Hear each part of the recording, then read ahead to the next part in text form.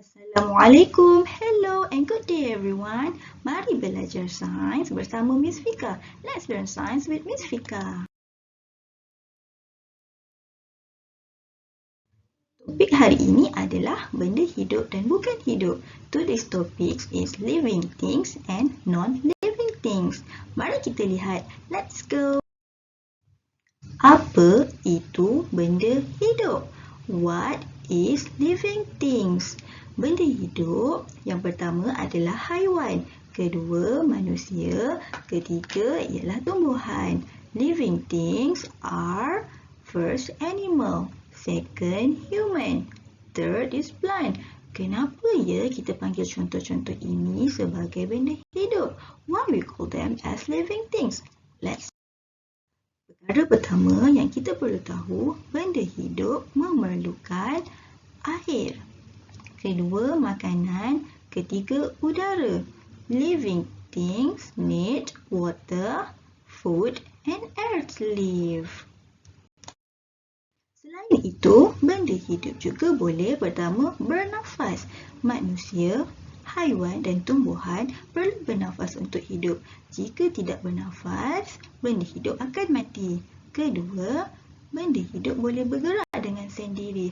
Contoh manusia dan haiwan bergerak dengan sendirinya menggunakan kaki. Manakala tumbuhan bergerak dengan menjalar untuk mendapatkan matahari sebagai sumber makanan. Benda hidup juga membesar. Contoh manusia dan haiwan dari bayi membesar menjadi kanak-kanak, kemudian menjadi remaja. Remaja akhirnya menjadi dewasa.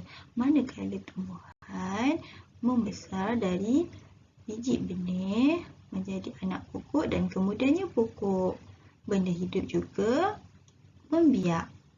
Contoh manusia dan haiwan melahirkan anak. Haiwan juga ada yang bertelur. Tumbuhan membiak dengan bercambah.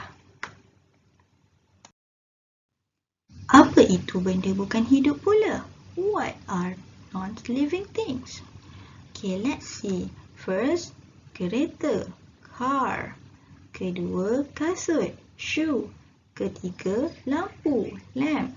Keempat, meja, table. Kelima, buku, book. Kenapa ya kita panggil contoh ini sebagai benda bukan hidup? Why we call them as non-living things? Okey, pertama, benda bukan hidup tidak bernafas. Non-living things cannot breathe. Kedua, benda bukan hidup tidak boleh bergerak dengan sendirinya. Non-living things cannot move by itself. Contoh, kereta dan juga lampu. Kereta perlu dihidupkan dengan menggunakan enjin, menggunakan manusia. Begitu juga dengan lampu. Lampu perlu dihidupkan dengan menekan switch.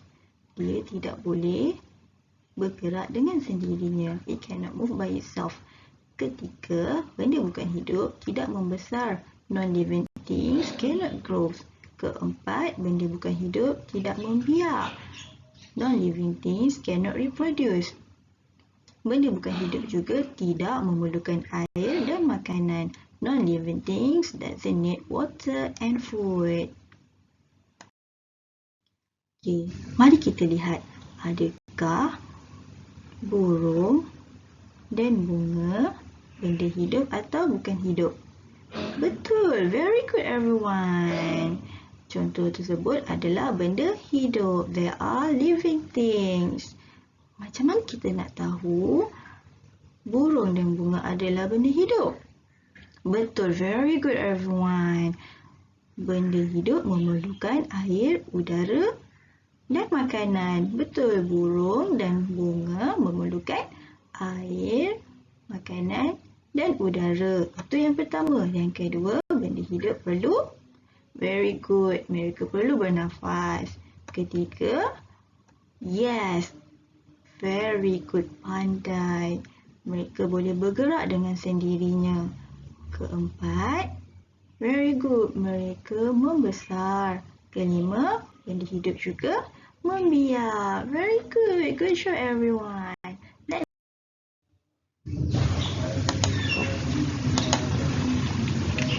Okay everyone, mari kita lihat contoh kedua. Kereta dan lampu. Benda hidup atau bukan hidup? Very good. Benda bukan hidup. They are non-living things. Macam mana kita nak tahu kereta dan lampu adalah benda bukan hidup? Pandai. Very good. Benda bukan hidup tidak memerlukan air, udara dan makanan. Kedua, yes. Benda bukan hidup tidak bernafas. Ketiga, very good. Benda bukan hidup tidak boleh bergerak dengan sendirinya tanpa bantuan manusia. Keempat, benda bukan hidup tidak boleh, very good, tidak boleh membesar. Keempat, yes, very good. Mereka tidak membiak. Good job everyone. You are so clever. Thank you everyone. Terima kasih. Have a good day. Goodbye. Assalamualaikum.